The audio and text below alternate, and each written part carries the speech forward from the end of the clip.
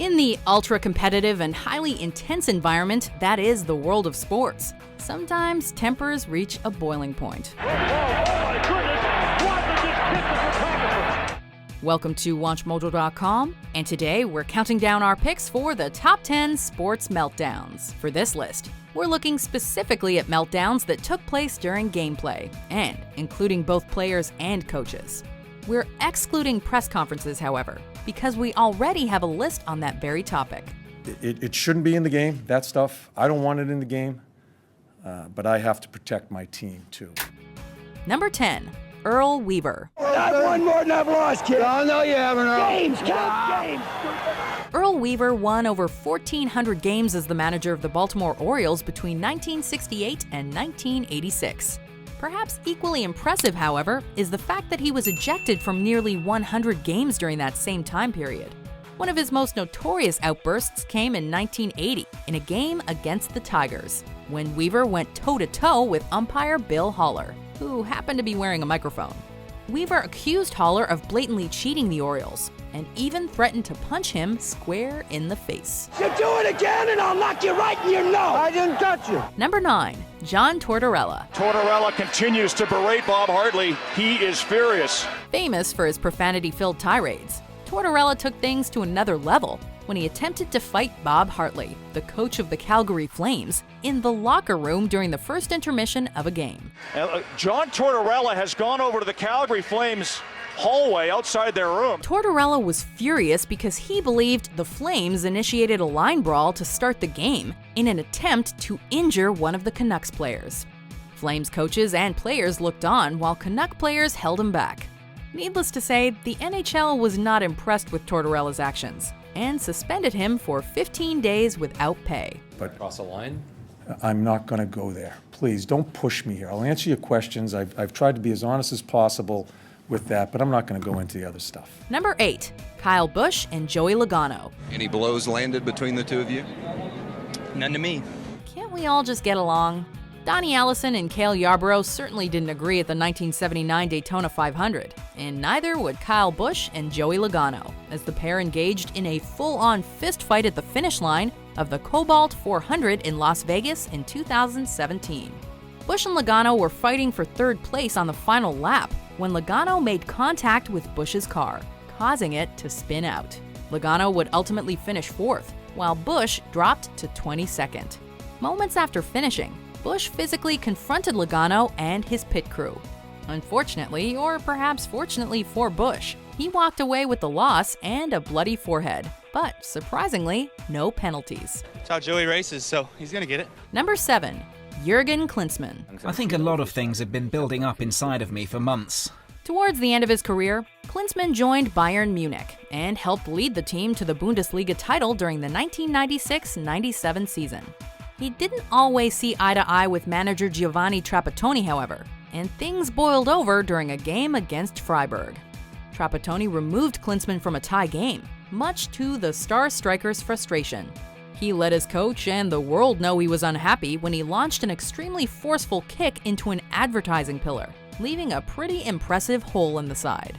Obviously, I'm slightly disappointed. Number 6. Phillip Wellman. It isn't often that managers of minor league baseball teams become household names, and to this day, you may pause for a second when you hear the name Phillip Wellman. But mention the Mississippi Braves manager meltdown and almost every sports fan will know what you mean. Wellman gained international attention when he was ejected from a game in 2007. After having covered home plate in dirt, removed all of the bases, crawled across the field in a prone position, and tossed the rosin bag at an umpire. Over the top? Sure, but memorable all the same.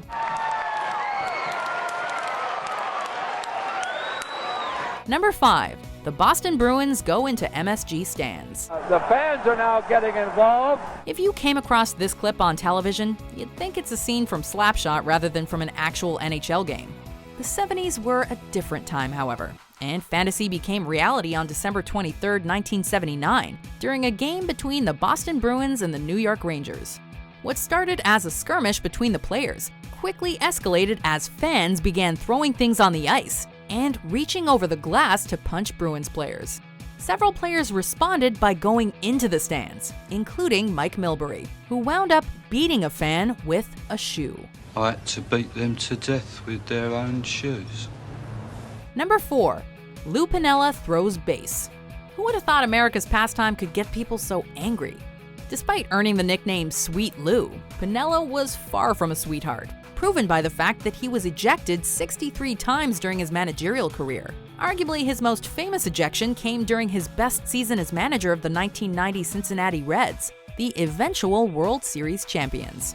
Piniella, furious about a call, picked up the base and launched it into the outfield. While this move has been seen again, it's never quite been done with the same force or anger as Piniella. Number 3. You cannot be serious. You can't be serious, man. To be honest, we could probably make an entire top 10 list of best John McEnroe meltdowns, considering how many he had. Answer my question! The question, jerk! This one, however, is one of his best.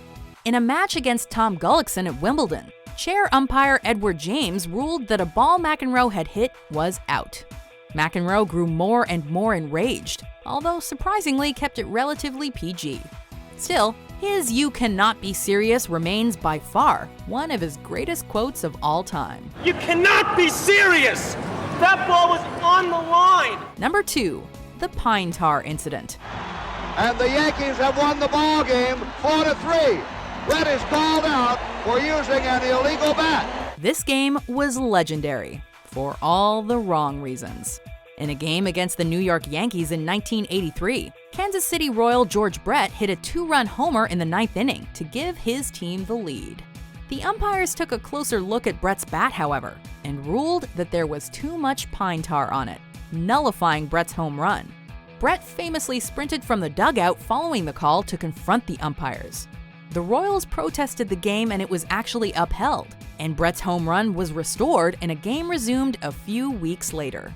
They might be going to call George Brett out. Well, the Yankees win. He's out. Yes, sir. Brett is out. Look at this. Brett is out. And He's steaming mad. Before we unveil our number 1 pick, here are some honorable mentions.